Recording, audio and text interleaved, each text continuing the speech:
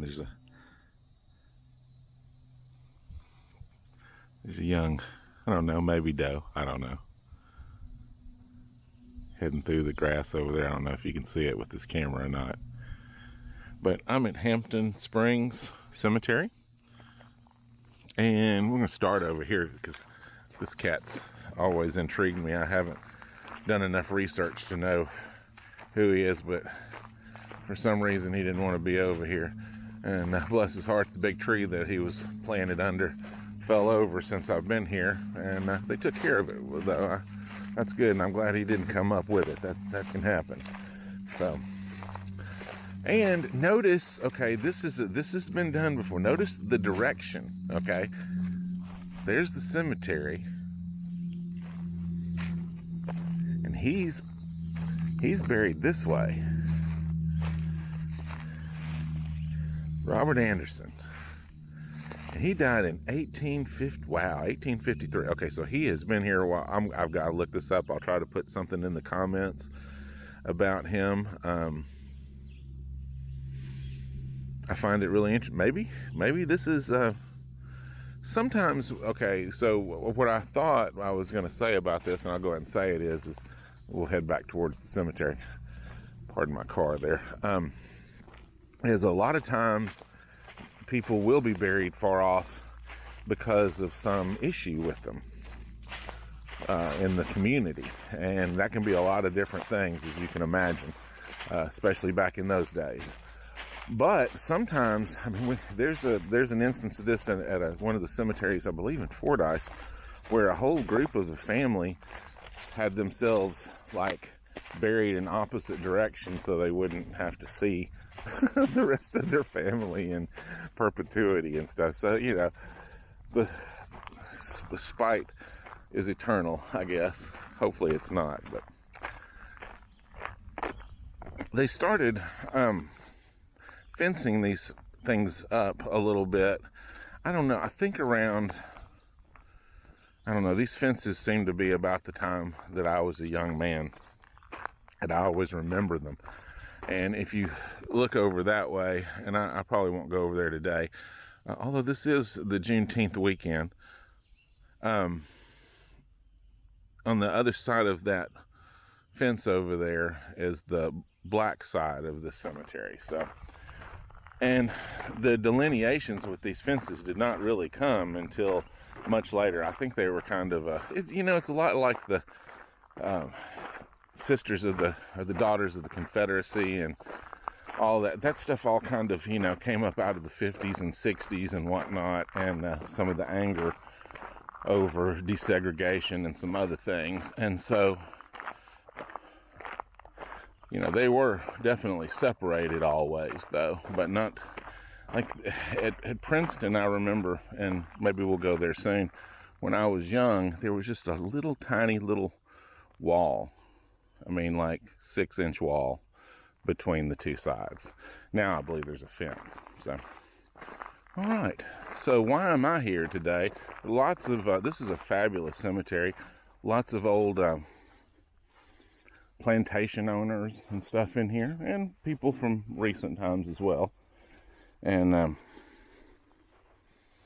but I'm coming up to these little flat stones over here because I want to talk about one of the what I call the lost families of Dallas County, and these are the Jimersons.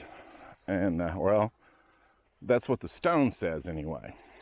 Well, first we'll run over here to Wild Bill, or I don't know why I want to call him that, Cousin Bill. This is an interesting one. I don't know who Cousin Bill is, if he was close to the Jimersons or what, but he's buried right here. All right, now the Jimersons. In 1860, there is there's 7 of them that are listed. Okay, so we have 1, 2, 3, 4, 5, 6, 7, 8, 9. Wow, we have a few more. Okay, so, but that was 1860, and they very well could have had children. It was a pretty sizable family. They had if you look at the census record,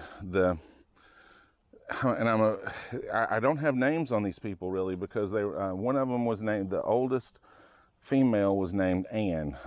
Everybody else had initials on these. So, and they were actually, their name was Jameson, not Jimerson. And here comes that R, that Dallas County invisible R. Okay, their name was Jameson. They were probably Irish, actually, which is not common around here. You're mostly Scottish if you're, we're settled down here. And I just think that that comes through in our dialect somehow, and then the census takers end up writing it down. Okay, well, this family disappeared. Now, if you're a Jimerson from Dallas County, you're saying, well, I haven't disappeared. No, there are a ton of Jimersons that have come out of Dallas County. A lot of them are in California and in Las Vegas, Nevada, and just all everywhere. And they're the African Americans that came from this family. This family, from all I can tell, did not make it out of the Civil War. I believe there's an instance of a land record for one of them in 1870, but he did not do well. I think he may be buried here. All right, now why are these stones here? Because they died during the Civil War, even though they were fabulously wealthy. I mean, these were people, they lived next to the Pinchbacks, if you're a Dallas County historian. So that's where their farm was, and they were fabulously wealthy and obviously owned a lot of slaves that ended up being freed and prospering here in Dallas County, and eventually leaving, mostly. I think there are still some Jimersons here. So I don't know any of them personally, though. Dwight, I hope you're enjoying this. Dwight Jimerson does a whole lot of genealogy work for, and mostly obviously the black Jimersons, because the Jamesons didn't make it. So, all right, I hope you've enjoyed that. Hey, I'm back. Check this out. Here's a little bit more information for you all. I think I alluded to the census. Okay, so this is them in 1860. If you get access to the 1860, I probably should have had this up too, but they're a whole different family, So, but you can see their. I believe you can see the people that they quote owned in 1860, their ages and things like that, and genders. If you look at the 1860 slave schedules, now look at this. This is an immense amount. I just really don't know if I've seen anybody that had this level of income. We'll see if the pinchbacks, because they're right next door, we can check them out and see if they had that. So here's the family in 1860, but the map that I see has this as like the W.A. Jameson, which, I mean, he would be very young, but he might be the only one left, So you can see what we have here. And it was interesting that they didn't they used people's initials. Let's see, we can see this is Robert's wife, AG. So this doesn't, here's 7 of them. Okay, now there were, I believe, 11 gravestones, so there's more. Or at least the people that put those gravestones there thought there were more.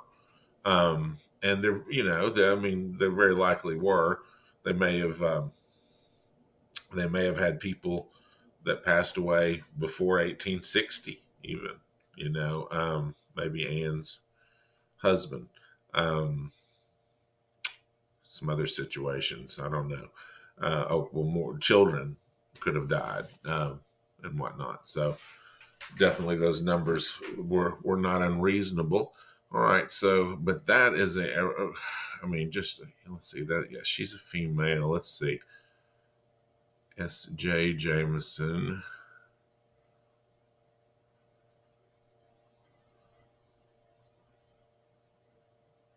It's a little bit slow. That's actually because of the recording, the screen recording. Yeah, another lady. I thought a lot of these were ladies. Pretty sure. Maybe let's see. Let's go through.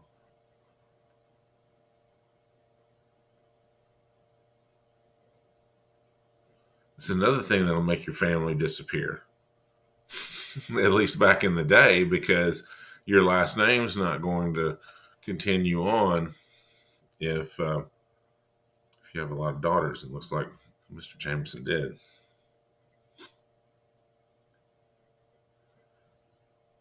Let's see, RB. Now, this is going to be really telling if RB is also female. Sure enough. Okay, let me explain why when we'll look at the very next entry. So in the this would probably, it's either 1863 or 1864. We call it the spy map down there. I guess it was because um, it's a map of Dallas County from the Civil War, and it's got everybody's. I mean, not everybody, but it's got most. I mean, it's got my folks. Even their farms are listed on it, and it's highly accurate. I have no idea how that map maker was that. Oh, wow, female as well. Okay, I'm definitely.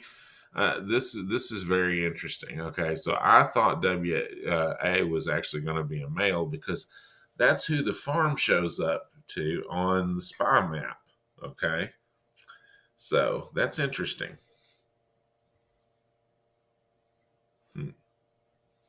Maybe Ann is a W in some way too, because that would or a G. I don't know. That's interesting. I'll have to look a little closer. That map is it's hard to read. It's really hard. If you didn't know you were looking for a Jameson by the pinchbacks, you wouldn't have found it. So this isn't something that just jumps out at you.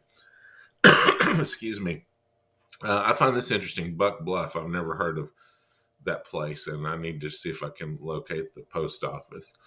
All right, so let's look at one more thing. But anyway, well, there's one reason why they didn't make it out of there, right? There was no way these people, if they got married, their names disappeared. But there were a lot of people buried there, and so that's interesting because it probably wasn't war deaths. If it was from so it was a lot of disease during that war. Most of the soldiers even died of things like cholera and smallpox and stuff, not wounds. All right, so let's see their neighbor. Got to keep up with the Joneses, in this case, the Pinchbacks. Now, Pinchbacks made it. I think I'll in another video, I do actually go and look at some of their gravestones there.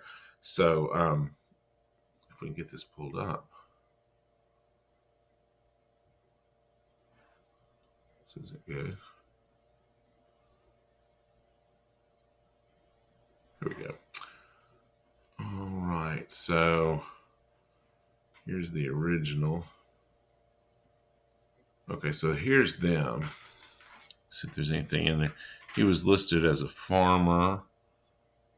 Wow, I mean, that's a tremendous amount of money. He had a lot more than the guy next to him. Okay, that's what I was wondering. Let's look at the pinchbacks here. So this was, we can look at the translated version. Oh, yeah, there's Alexander. I looked at his, both of these people in a subsequent video. I have their information. So that's, wow.